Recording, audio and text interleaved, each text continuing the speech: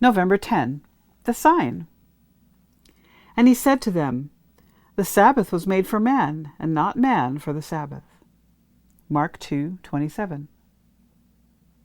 As he draws our attention to a certain controverted issue in Earth's last days, God gives the human family a sign to remind us of who he is and who we are in relationship to him.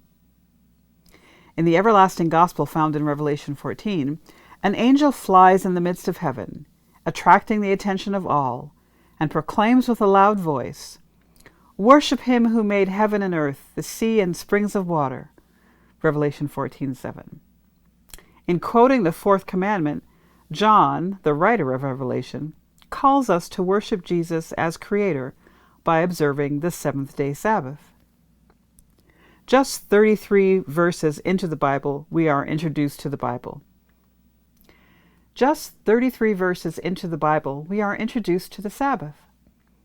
And on the seventh day, God ended his work which he had done, and he rested on the seventh day from all his work which he had done.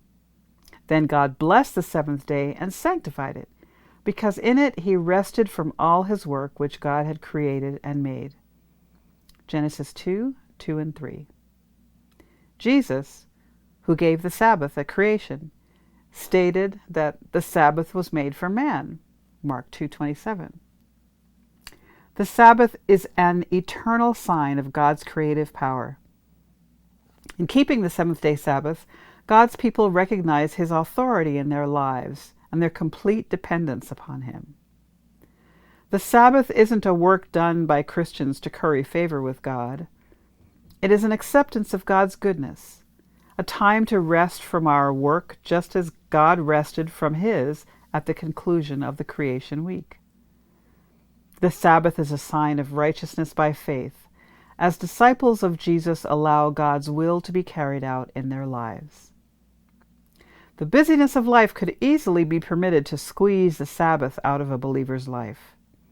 But we are called in earth's last days to remember the Sabbath day and keep it holy. The Sabbath is time spent with God, our Creator.